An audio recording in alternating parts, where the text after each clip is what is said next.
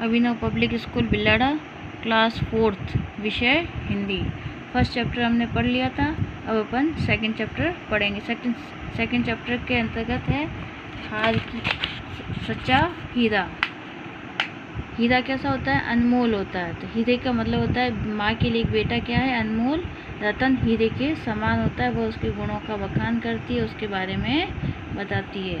इसका उद्देश्य, प्रत्येक माँ अपने बेटे पर गर्व करती है, दूसरों के सामने उसके गुणों का बखान करती है, लेकिन सच्चा सपूत तो वही कहलाता है जो अपने माता पिता की सेवा करता है। यह कथा हमें यही संदेश देती है कि प्रत्येक माँ के लिए प्रत्येक माँ बेटे पर गर्व करती है, और प्रत्येक बेटा माँ के लिए क्या होता है? अनमोल हीरा होता है। उसके गुणों का वो बखान करती है, उसका मान बढ़ाती है, लेकिन सच्चा सपूत वही होता है जो माता पिता की सेवा करता है।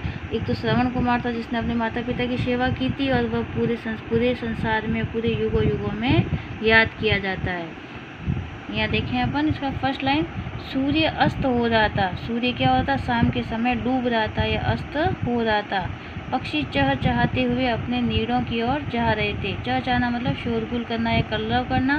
नीड़ यानी घोंसलों की तरफ जा रहे थे।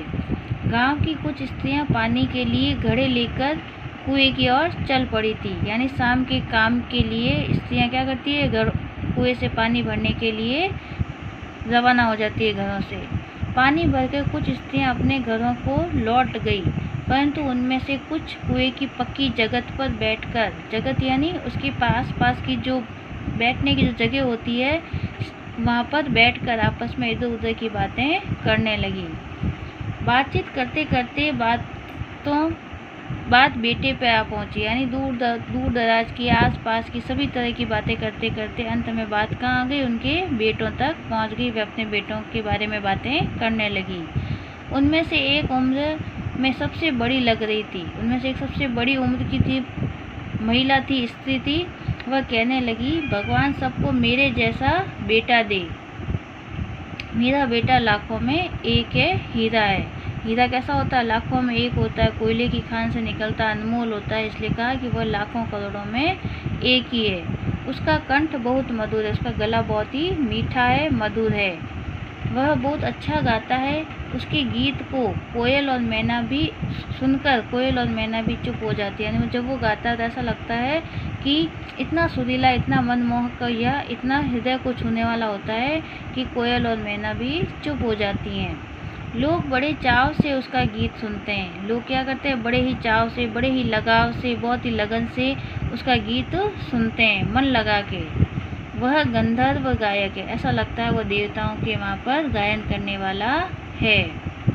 गायक यानी गाना गाने वाला। उसकी बात सुनकर दूसरी स्त्री का मन हुआ कि वह अपने बेटे की प्रशंसा करे। तो एक की प्रशंसा सुनते ही दूसरी माँ का भी मन हुआ कि वह अपने बेटे की प्रशंसा करे। तो उसने पहली स्त्री से कहा, मेरे बेटे की बराबरी कोई नहीं कर सकता। कि मेरा बेटा भी क्या है? बहुत ही गुणवान है, उसकी बराबरी कोई नहीं कर सकता। वह बहुत ही शक्तिशाली और बहादुर है। वह ताकतवर और बहादुर, यानी वह किसी से नहीं डरता, इतना शक्तिशाली और बहादुर है। वह बड़े बड़े बहादुरों को पछाड़ना मतलब हरा देता है। आधुनिक युग का भीम है। जिस प्रकार महाभारत काल में भीम ने बड़े बड़े महारथियों को युद्ध में हरा दिया था, या मल्ल युद्ध यानी कुश्ती के अंदर पराजित कर दिया था, उसी प्रकार ये भी आधुनिक युग का, वर्तमान का भीम है। यह सब सुनकर तीसरी औरत भला कैसे चुप होती या रहती? वह बोल उठी, मेरा बेटा साक्षात बृहस्पति का अवतार है। मेरा बेटा इतना ज्ञानी है, इतना विद्वान है कि वह देवताओं के गुरु बृहस्पति का अवतार है। वह जो कुछ पढ़ता वह एकदम याद कर लेता है। ऐसा लगता है मानो उसके कंठ में सरस्वती का निवास हो। कि मानो ऐसा लगता है उसके कंठ में सरस्वती माता ने निवास कर लिया, रहती हैं। हीरा है, हीरा मेरा बेटा कैसा है? हीरा है। तीनों औरतों की बातें सुनकर चौथी स्त्री चुपचाप बैठी रही। उसने अपने बेटे के बारे में कुछ नहीं कहा। यानी जो गुणवान होते हैं, जो गुणी होते हैं, उनके बारे में उनका बखान करने की आवश्यकता नहीं होती है, तो वह अपने ही गुणों से जाने जाते हैं। इसलिए चौथी स्त्री ने अपने बेटे के बारे में कुछ नहीं कहा। पहली औरत ने उसे टोकते हुए कहा, टोकते हुए यानी उसको कहते हुए या उसको रोकते हुए कहा, क्यों बहन तुम क्यों चुप हो? तुम भी तो अपने बेटे के बारे में कुछ बताओ, कि कुछ अपने बेटे के बारे में कुछ भी यानी कुछ तो बताओ कि तुम्हारे बेटे में क्या क्या गुण हैं। अब अपन इसके अपन होमवर्क में क्या करेंगे, शब्दार्थ करेंगे। ये पीछे जो शब्दार्थ दिए हुए हैं कुल इनके नंबर 14 है। शब्दार्थ पहले अपन पाठ का नाम लिखेंगे। जैसे अपन यहाँ पे पाठ का नाम लिखा, यहाँ पे लगाएंगे दिनांक, गृह कार्य और यहाँ पे वार लगा के यहाँ पे लिखेंगे शब्दार्थ। नीचे लिखेंगे शब्दार्थ और शब्दार्थ लिख के 1 2 3 4 5 6